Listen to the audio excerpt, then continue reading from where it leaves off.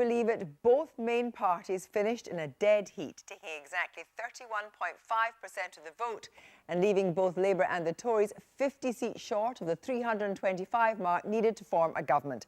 The big winners of the night are the SNP, who've taken a whopping 45 seats, and they will be hoping to extract a high price for any potential deal with Labour.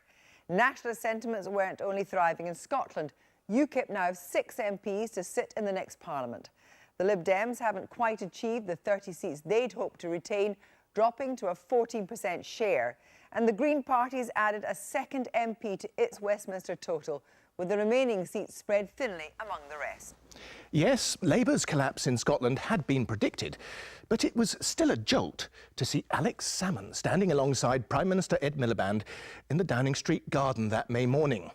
The deal? For the SNP, another Scots independence referendum. And for Labour, power. This is the election that nobody clearly wants. It's tantalising. Deputy Prime Minister Salmond, now Westminster leader of his Edinburgh-based party, looked very much the senior partner alongside a blinking, stammering Miliband. And here is the big question now dominating politics. Who runs Britain? England or the Celts? Arithmetically, the votes of the SNP and our allies in Plaid Cymru are going to be necessary. A mini-coalition with Plaid Cymru, the SDLP and Sinn Féin made the SNP kingmakers. I heard a rumour. I think we won the election.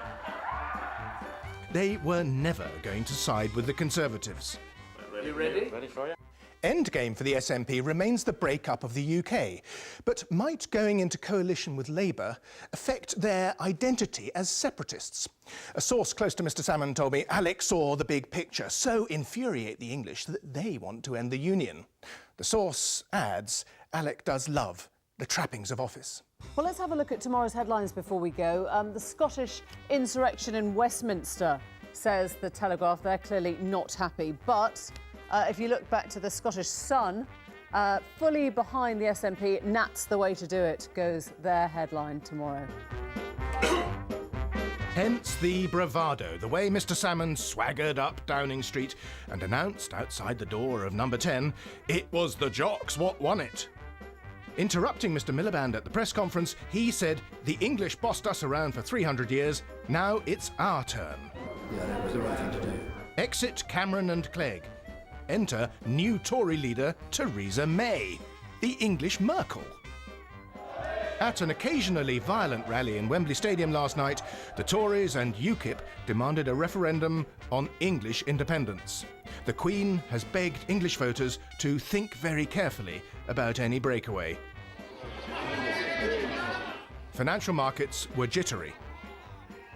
Meanwhile, from Dover House, Whitehall residence of our new Deputy PM, there came the sound of bagpipes, Scottish reels, and the melodious baritone of Alex Salmond.